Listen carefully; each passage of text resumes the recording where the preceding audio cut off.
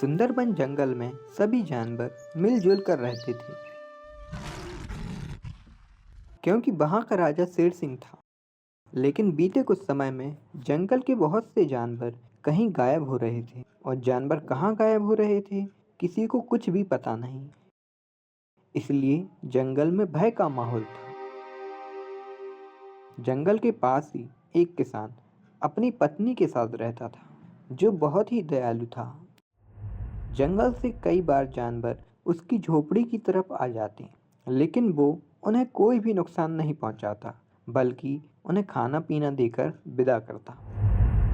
एक दिन की बात है, सभी जानवर आपस में बात कर रहे होते हैं। लगता है शेर सिंह आ रहा है।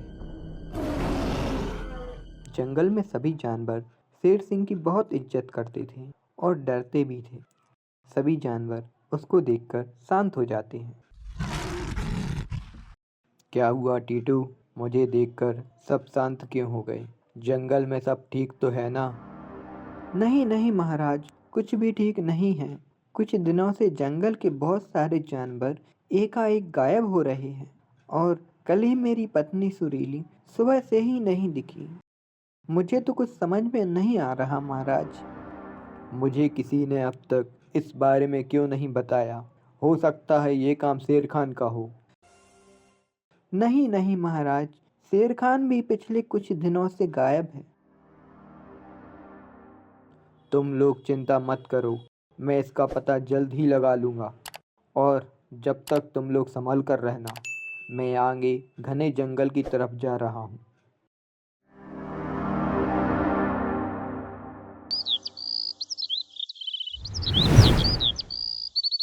सुबह से शाम होने वाली है और कोई जानवर भी नहीं दिखा।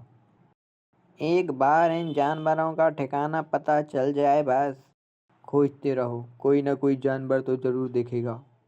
तभी एक झाड़ी के पीछे कुछ पेड़ हिलते हुए दिखाई देते हैं और उनका ध्यान उन झाड़ियों की तरफ शेर सिंह पर जाता है।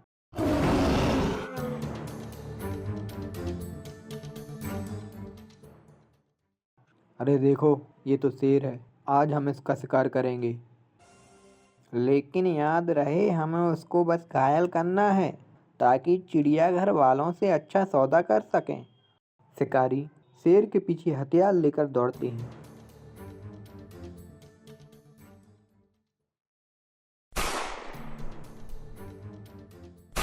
मुझे जल्दी से जंगल के दूसरे जानवरों को सावधान करना होगा। शिकारी उस पर बिना रुके गोलियां चलाते रहते हैं। शेर सिंह का शिकार करना इतना आसान नहीं है इंसानों।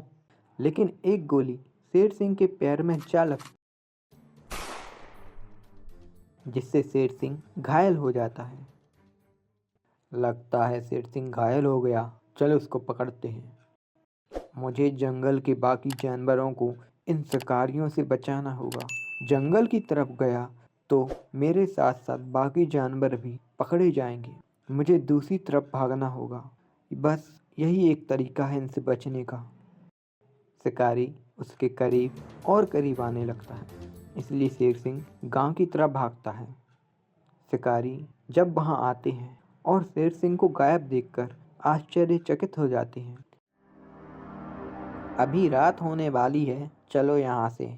हम कल फिर से वापस आएंगे और उसे पकड़ लेंगे। शेर सिंह किसी तरह वहां से चलता चलता किसान की झोपड़ी तक पहुंच जाता है और वहीं जाकर बेहोश हो जाता है।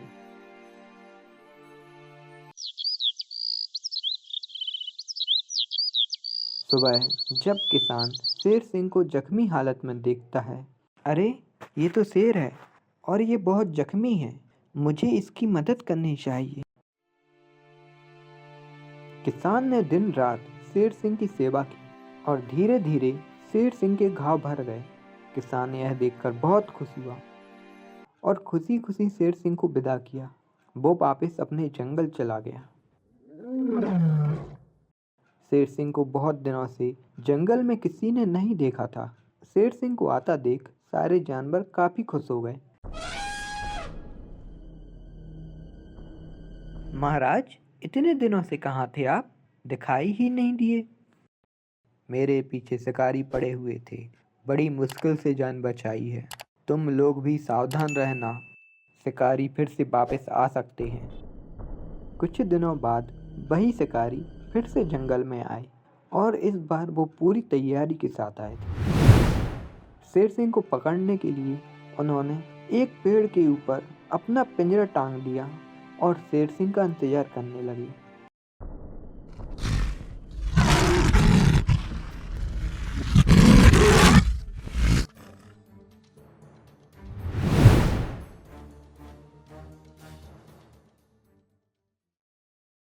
आखिर इस बार शेर पकड़ा ही गया। अब हम इसे चिड़ियाघर में बेच के खूब पैसे कमाएंगे।